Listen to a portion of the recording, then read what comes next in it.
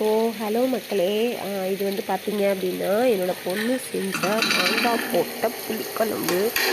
செம்மையாக இருக்குது, பார்க்கவே பயங்கர கலர்ஃபுல்லாக இருக்குது இல்லையா?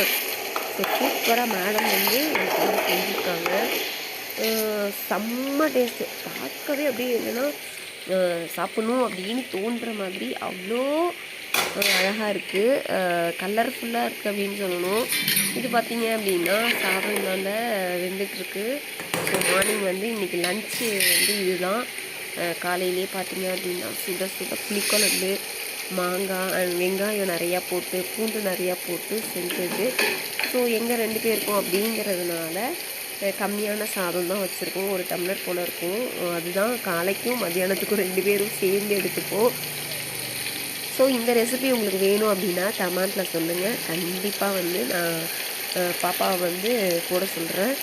ஸோ அது காலையிலே என் பொண்ணு வந்து பயங்கர